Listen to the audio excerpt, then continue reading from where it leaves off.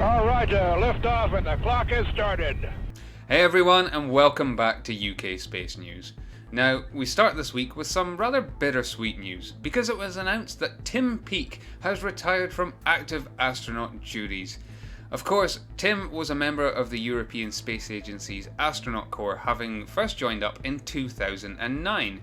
He is most famous, of course, for launching aboard a Soyuz rocket to the International Space Station in December of 2015. He spent a grand total of 185 days aboard the International Space Station, and whilst there he conducted various scientific research projects, became the first British astronaut to carry out a spacewalk, and even ran the London Marathon on an ISS treadmill. The sunrise was absolutely spectacular, and we also got the benefit of a moonrise on the first orbit as well, which is beautiful to see. Of course, for anyone in school at that time will know that he also carried out, almost weekly broadcasts back down to the UK. And for those of you wondering, Tim didn't actually retire when he landed back down to Earth in 2016. He took on various ambassadorial duties and, did lecturing tours, speaking tours, and a whole host of other commitments in the private sector. Tim now hangs up his astronaut wings and takes on an official ambassadorial role.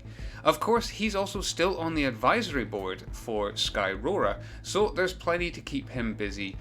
We can only but thank him for his service and wish him well in his new role. Now, I did mention there that Tim Peake was the second technical British astronaut in space.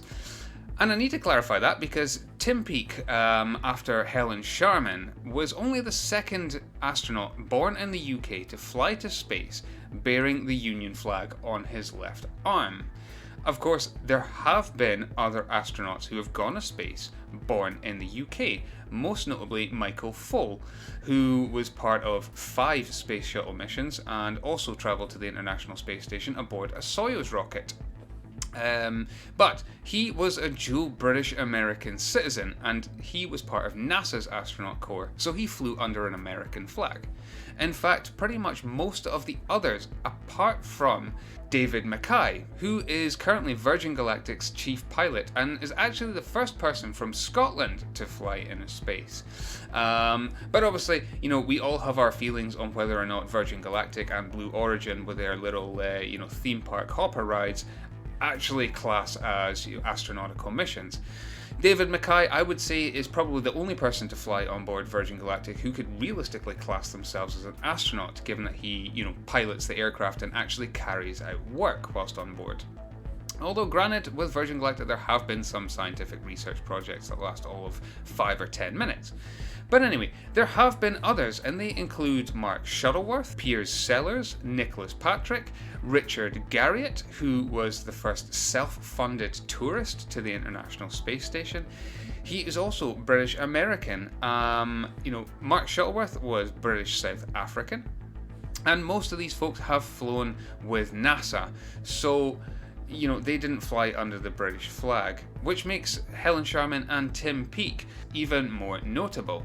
Of course, we now have Rosemary Coogan, who is part of the European Space Agency's latest astronaut corps, so I hope it's not too long before we get to see her fly into space and to the International Space Station as well, continuing a fine tradition of British astronauts that have already travelled into the Great Black. Now, I realise that not all my viewers and followers of this channel will be lifelong spaceflight aficionados. Indeed, I know that there are plenty of you out there who are only just dipping your toes into this wonderful world of space and spaceflight and astronomy. But you might be thinking, well, what resources are out there? Where do I turn to? And quite frankly, where do I even start?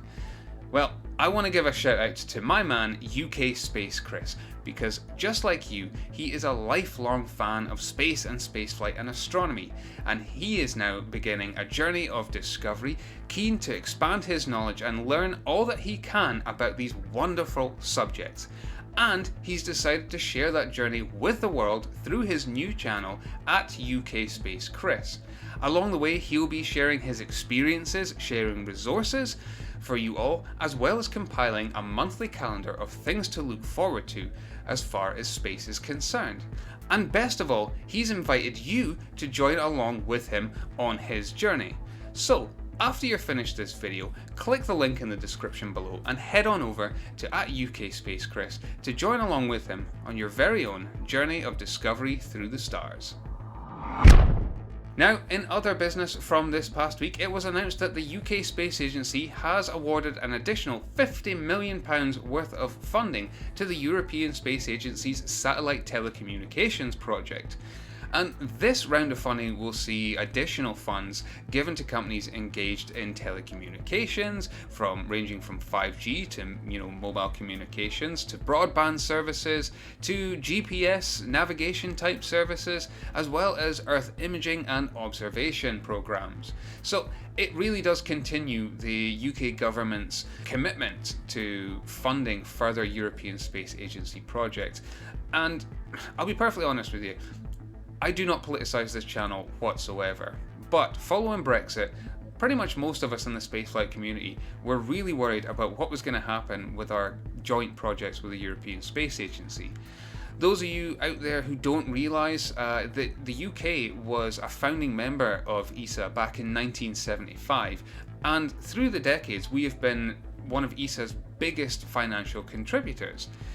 After the mess that was Brexit, we were worried what that would do for the relationship, but it's great to see that these commitments remain steadfast, especially after last year's meeting of European space ministers, where the European Space Agency and the UK Space Agency agreed to continue their partnership into the tune of hundreds of millions of pounds worth of funding.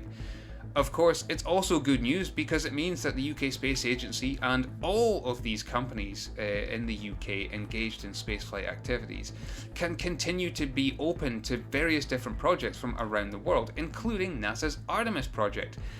I really don't think it would be possible for the UK to have as much involvement in Artemis without continued engagement with the European Space Agency. So this is just amazing, and I really hope that it continues well into the future. But as ever, on that note, thank you so much for watching. If you did enjoy this video, please consider subscribing. It really does help me grow this channel, and I appreciate it every single time. Give that thumb a little tick to show your appreciation for the video as well, and click the notification bell so that you can stay up to date on future UK space news. I've been Tom June. I'll see you next time.